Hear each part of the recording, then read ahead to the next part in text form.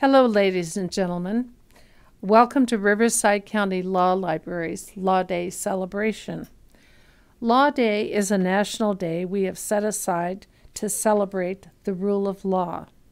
To help us understand the role of the courts and the law in protecting our rights, we have with us today a special speaker in Judge Jackson Lucky. Judge Lucky is a graduate of DePaul University in Chicago with a bachelor's degree in fine art. He enrolled in Southwestern University School of Law, graduating in 2 years with highest honors. He then became an assistant district attorney, a senior district attorney, and in 2008 was named to the bench by then-Governor Arnold Schwarzenegger. Those who know this man say he's unfailingly polite, thoroughly prepared, and conducts a tight ship in the courtroom. We're honored to present our speaker, Judge Jackson Lucky.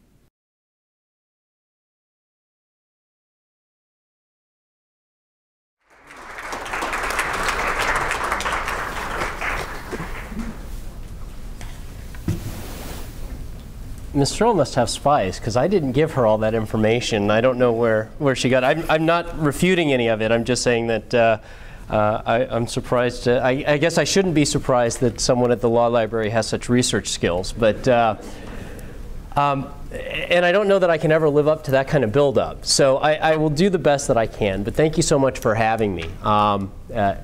It was funny because Ms. Searle, when she asked me to do this, said, would you be willing to? And I thought, be willing to. I'd be honored to. It is such a thrill for me to be part of this program. And I've seen some of the Law Day I should say some of the Law Day presenters in the past. How many students do I have here? If I have students, can you raise your hand? And do I have high school students, college students? Yes? High school? Okay. College? And then any law school students at all? No? All right. Well, I wanted to start off with a quote, and it's funny, some of my fellow mock trial coaches are here, and they've heard too many Teddy Roosevelt quotes this year. I told everybody he's my president of the year, and so I want to start off with a quote that he made back in 1918. And he said, "To announce that there must be no criticism of the president, or that we are to stand by the president, right or wrong, is not only unpatriotic and servile, but is morally treasonable to the American public." And so the first thing that I thought when I read this quote was, what does servile mean? And so I looked it up. And the definition in the dictionary was obsequious. And I thought, oh, that doesn't help me all that much. But I guess in the parlance of my day, we would call that a brown-noser or a suck-up. And basically what Roosevelt was saying as the former president of the United States is that it's our obligation as citizens, it's our obligation as Americans and as patriots to be critical of our elected officials, to be critical of our government. Because if there's anything that our form of governance was founded upon, it was that notion that we should be critical, that we should always be looking not just to skewer people, not just to say that they're wrong, but to enlighten people, to make us think of things differently. And I think if we look at the history of voting in this country and in the world, it is a perfect picture of exactly those kinds of ideals, the kinds of things that we as Americans should be proud of and should continue to fight for vigilantly. And what I mean by that is, as I was doing my research, I looked just yesterday. The Human Rights Watch put out a report. It's about, I want to say it's about 25, 30 pages on what was going on with the Bangladeshi elections. And I have to say that I'm not particularly well versed in Bangladeshi politics, and I didn't know much about it, but I did take a look at the report. And what was remarkable was this. On January 5th, when elections were supposed to be going on in that country, people were literally firebombing women and children. Okay? Throwing gasoline bombs into cars with women and children in them to discourage voting. All right? And obviously, when that kind of thing happens, it undermines our confidence in our institution. It undermines what we think of as legitimacy in voting. And as you look around the world, when we think about having a lack of confidence in a president. Well, that happened in the Ukraine just this year. And people said that they lacked confidence in the president and removed him from office. And as they did so, the Russians went into their country and there was military action. And so when we think about this notion of being able to criticize our president, of being able to criticize our government, of being able to vote and express our choice in a free way, we have a system that is unparalleled. And we have a system that has been the model for everybody for a couple of centuries now. But what I think is interesting is even our voting history has a checkered past. And I think that we have a lot to learn by how we have approached voting. And I have to say that even as I look at our system being kind of the ideal and the best that there is on earth, it's interesting how poorly we've done in instituting it elsewhere. As I was looking through the news articles, I saw that in anti-voting violence, there were 160 dead in Iraq. And I thought, what a tragedy it is. What a tragedy it is that we are unable sometimes to kind of transplant what we think of as the right way to do things to other places. And sometimes I wonder whether it's the right fit for everybody. I'm glad it's the fit that we have here. I think it was Winston Churchill who said that democracy is a terrible form of government, except for when you compare it with all the rest that we have. And I think that that's true. We have to deal with imperfections. But I want to highlight some of those imperfections. I want to talk about some of those imperfections in how we as Americans have dealt with voting. Because I think that one of the things that we can appreciate today in 2014 is how poorly we have done in the past as Americans in allowing people to vote. And again, if I can leave you with anything today as citizens, as Americans, it's this. It's that we must constantly be vigilant. We must constantly fight, and I don't mean in the streets with our fists or with weapons, but we must constantly fight for what we see to be justice. And we must constantly vote our conscience, and we must constantly talk about those issues that are important to us. And all we have to do is look back a little ways to know that this hasn't always been the case, and I don't pretend that it's always perfectly the case now. But as Ms. Searle said, it's the 50th anniversary of the Civil Rights Act of 1954. And next year will be the 50th anniversary of the Voting Rights Act of 1965. And so I think as students especially, the first question you should ask yourselves is, why would we have to have such acts? Why would Congress have to pass a law that was entitled voting rights when we kind of accept as Americans under the Constitution that we're going to have that right and obligation in some sense to vote? Why would we even need those things? And quite frankly, it's because we have abused people in the past when it came to their ability to vote. And in some places, based on news reports and not based on any personal experience that I have, it seems that we still struggle with this problem. And so the reason that we have the Voting Rights Act, the reason that we had the Civil Rights Act that involved voters' rights, is because people's right to vote, people's right, or ability, I should say, to criticize their government in the most meaning way possible at the ballot box was being suppressed. And so when we look at the 50th anniversary of the Civil Rights and the Voting Acts, I think what is remarkable is that in 1870, the 15th Amendment was ratified. 1870, the 15th Amendment is ratified. Any of my students know what the 15th Amendment is? Yes, sir. The right to vote. For whom? And then in 1870 we changed it to? Black men. Only men. I'm glad you said that. So I want you to think about this. We put it into historical context because we do have it in our Founding Fathers documents that originally a black man was 3/5 of a man when it came to votes, right? And then in 1865, at the close of the Civil War, we have freedom. And then 5 years later, they actually say, well, now your vote counts just like a white man's. Your vote can count just like a white man's. The next question that you have to ask yourself is, well, wait a second. If the 15th Amendment is passed in 1870, guaranteeing that black men have the right to vote and that their vote is going to count just like a white man's, why on earth do we have in 1964 the Civil Rights Act and the Voting Rights Act of 1965? And the reason, quite simply, is having a right doesn't mean that you always get to exercise it. Why is it that almost 100 years later we have these Voting Rights Acts? And it's because people found ways to suppress voting. All right?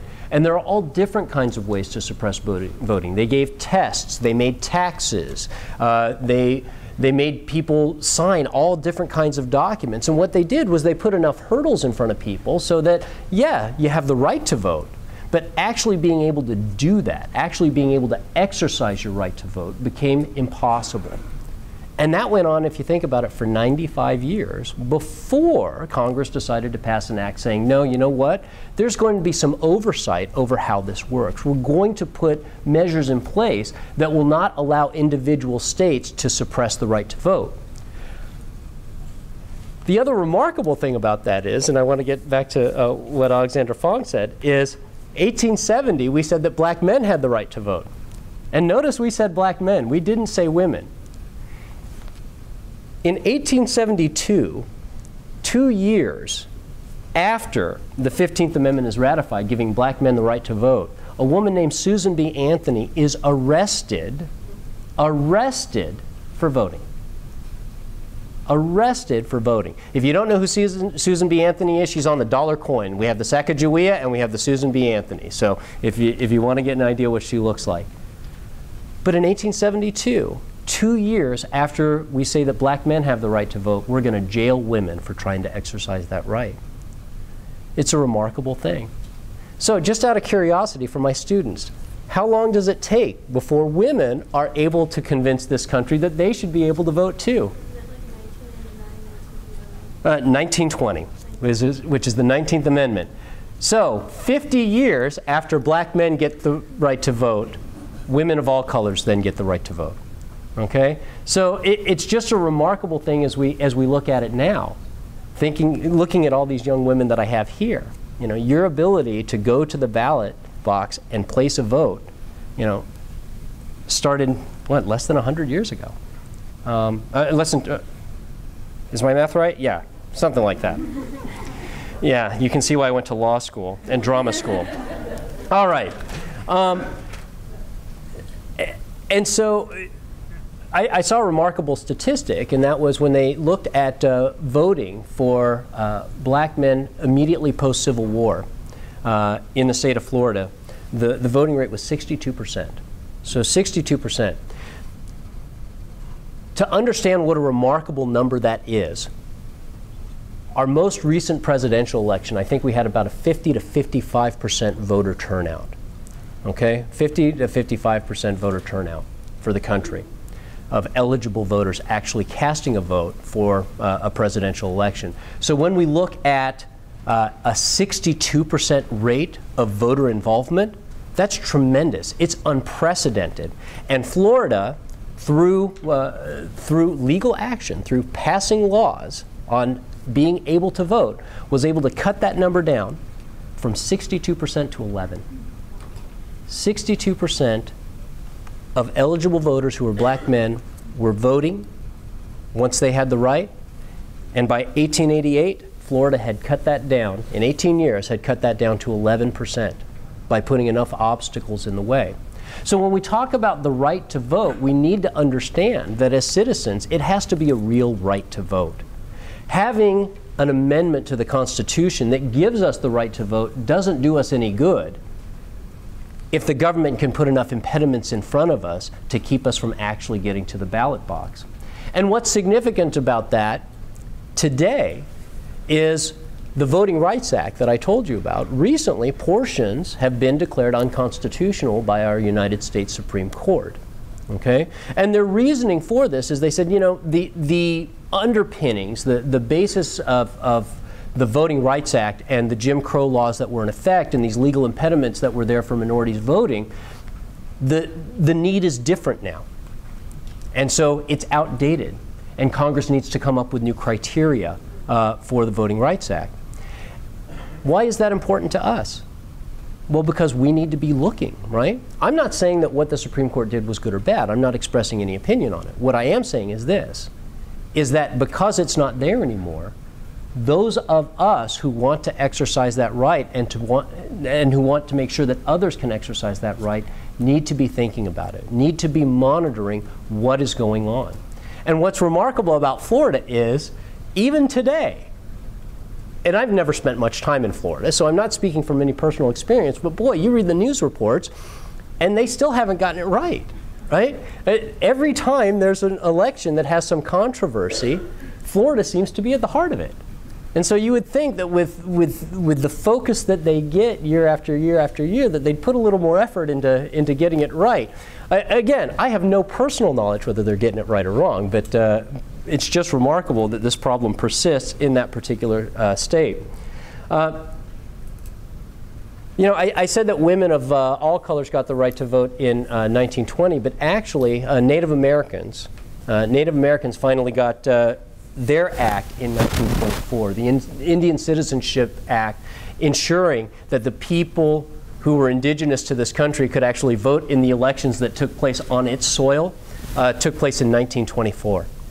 So what's incredible as we think about it is so much has occurred when it comes to voting fairly recently. I mean, I realize this is 1924, we're talking 90 years ago, but still, as we think about it, it is so recent in terms of our history that these changes were taking place, these things that we take for granted now. And then in 1971, the 26th Amendment was ratified. And for those of you who don't know, who are turning 18, that is the amendment that gave you both the ability to be drafted into the Army and to vote. Because there was a time where you had to be, was it 21? I don't have any conscious memory of it, obviously. But you had to be in your 20s to vote. And so at 18, you could fight for your country, but you couldn't vote for your president. All right?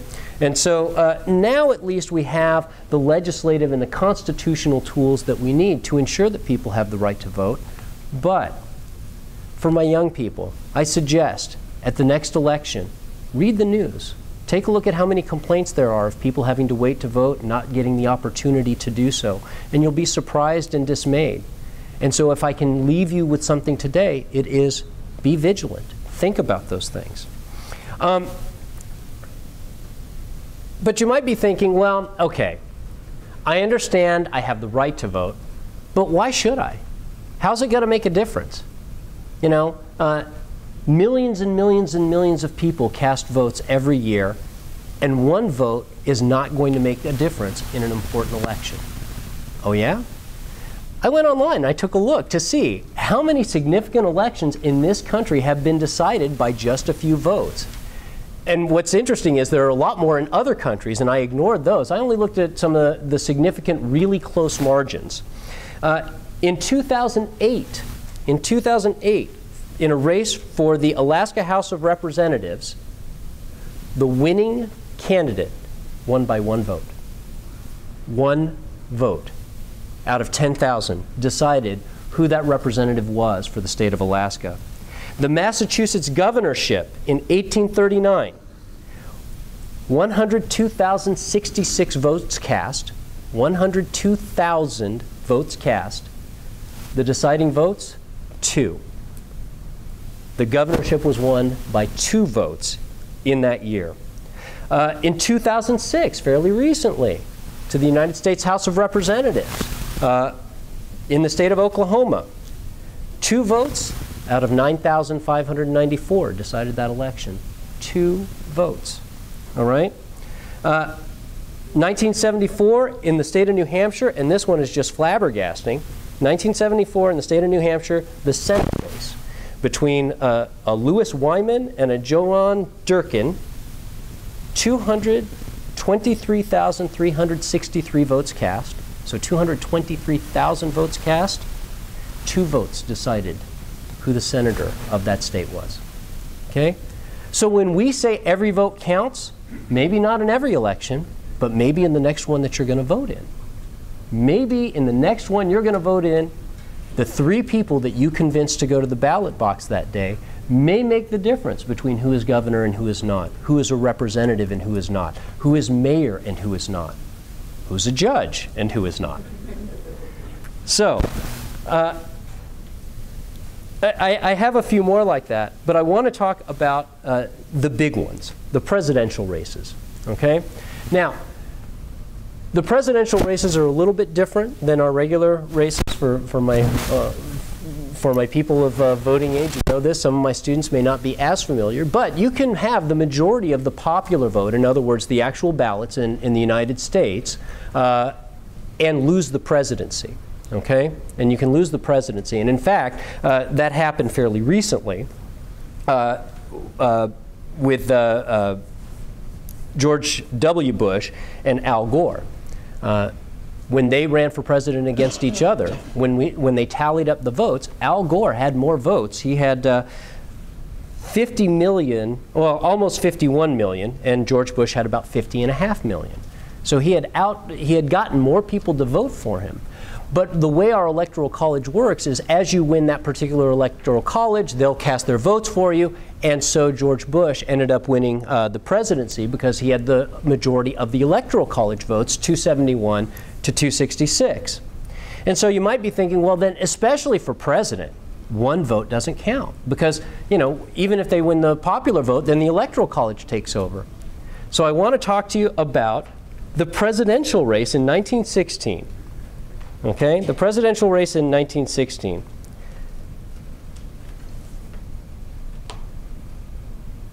The state of New Hampshire, and its electoral votes were decided by 56 votes. So in the state of New Hampshire, 89,000, so almost 90,000 people voted for president in 1916. The winning margin for Woodrow Wilson was 56 of those 89,000 votes. So, to put it into context, if you could have gotten 2 classrooms full of people to vote for the other guy, Woodrow Wilson would have lost in New Hampshire. In Minnesota, 392 votes out of 360,000. So 392 votes, fewer than 400 votes, right? Probably the size, depending on your high school, of your graduating class, decided the state of Minnesota in favor of Woodrow Wilson. So that's 392 plus 56, so you know, let's call it 450 just for kicks. All right? So 450 votes so far. The deciding electoral college in that election, because New Hampshire and Minnesota had very few, the deciding electoral college in that election was our state, the state of California. Okay? And in the state of California, almost 1 million votes were cast, 928,805 votes. And the winning margin in California was 3,773. So I added up those popular votes, had they gone the other way, and it was 4,221. And I looked at some of our local high schools. And if you take one of our local high schools and combine it with one of our local middle schools, if you take Pauley and Gage, if you take King and Earhart, if you take North and Uni, pick any 2. The population of those is about 4,000. So literally that number of people, 2 schools worth of people coming out to vote, could have changed the presidency in 1916. So when you say every vote counts, and it just sounds like something that grown-ups say to get you to vote, it really isn't. Every vote truly does count. You may not feel like it when you're at the ballot box, and I'll be honest, there are days when I don't feel like my vote counts. But when you look at these numbers, it's absolutely true that they do. It's absolutely true that they do. All right. And then to bring it home to judicial elections, recently there was a judge that was challenged by somebody from our district attorney's office. That was in 2012. And we have 2 judges that are being challenged this year as well. But in that judicial election, 3,000 votes out of almost 200,000 cast. So 3,000, about 1.5% of the votes decided that election. And so again, that is about the size of one of our larger high schools here in this area. That number of people decided who the judge was in this particular election. So when I say that every vote counts, when the theme is why every vote matters, this is why. It's because it really is just a few people away from changing the outcome of really everything. I'd like to leave you before I wear out my welcome, with a couple of thoughts on how the judiciary interfaces with elections. And I have very mixed feelings about this, because one of the things that I live with every 6 years is that if somebody wants to, they can file and run against me. I think the filing fee is around $1,500. Okay? So if you want to run against me for judge, and you have the minimum qualifications of being a lawyer for 10 years, you can challenge me and get your name on the ballot box. And what that means for a judge is usually somewhere between $50,000 and $100,000 that one must raise in order to mount a campaign in this county for judge. Okay? Because I like my job and I like to hang on to it.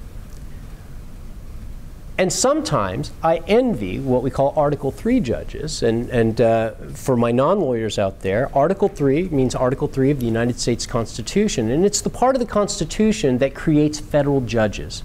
And you know what happens with a federal judge that I don't have to deal with? They get a lifetime job. I want you to think about this for just a moment. Imagine that somebody comes up to you and says, I can give you a job where you can never get fired, where your pay can never be cut. Would you take it? Probably. And it doesn't pay that badly either. They're making $174,000 a year right now. Okay? So, if I came up to you as the President of the United States and I said, hey, have I got a deal for you? $174,000 a year, and I guarantee you can't get fired, and I guarantee your pay can never get cut. I think most people would take that deal, right? On the other hand, if you're a California judge, you can get voted out of office. And one of the things that I want to talk about, not so much about my election, because I'm not up for election right now, but in the state of Minnesota, there were, I believe, 7 Supreme Court justices, and they decided a case that was very, very controversial on gay marriage. And the way that they decided is really not important for the point that I'm trying to make. But the importance was it was a controversial decision. And these judges made the decision that they thought that the law and the Constitution mandated that they make. And because they did that, 3 of them were voted out of the office of Supreme Court Justice at the next election. Okay? Why do I say this? Why am I telling you this, especially as young voters? Is it because I'm saying judges should always be able to keep their jobs and should not be up for election? Absolutely not. Because I think that just as with anybody else, we have bad judges and we have people who need to be removed from office, just as any other office would have.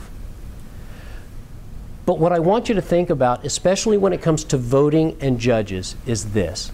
And that is, what is the role of judge in a representative democracy like ours? What does the Constitution say that our role is? And I think that the most eloquent way I heard it put is that judges are here to protect the minority from the tyranny of the majority. From the tyranny of the majority. What do we do? Well, if you happen to be a minority on whatever position it might be, it could be because of your race. It could be because of your sexual orientation. It could be because of what you do for a living. But if there are more people against you than for you, whenever something goes up for a popular vote, what does that mean? You lose, right? Whoever can get the most votes is going to win. And whoever can't get the most votes is going to lose.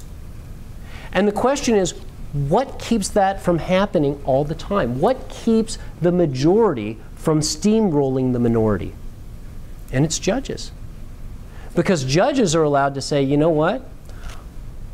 It's not having the most votes that always counts. Sometimes the United States Constitution, sometimes due process, sometimes equal protection, sometimes the minority is the one who is right, and we shouldn't just put it up for a vote every single time. And so what I would ask you to do is this. In the future, as you vote for judge, absolutely vote for the judge that you think will do the best job. And I'm not saying that you should vote for every judge that you disagree with. But I would ask that you do this. When you have that question in front of you, and when a judge who is up for election has made a decision that you may not agree with, ask yourself this. Did the judge do it on a reasoned basis that seemed like it had something to do with the law and protecting the little guy? Or did the judge just do it for some other reason? If it's the second one, then by all means, vote your conscience. But I would just ask you, again, not to tell you how to vote, but how to think about voting. As you think about how you vote for a judge in the future, when you have that opportunity, just think about, what am I voting for? Do I always want the majority to win? That's going to work for you great as long as you're in the majority. And as soon as you're in the minority and you have the unpopular position, all of a sudden the popular vote doesn't seem quite as appetizing as it used to be. And so I want to thank you again for giving me this opportunity. I want to thank you again for being engaged and attending. And again, for my young people, for my students, remember that every vote matters. Remember that your vote matters. And remember that our hopes, our dreams, our aspirations for this great country rest upon your votes in the future. And I know that you'll do us well. Thank you so much.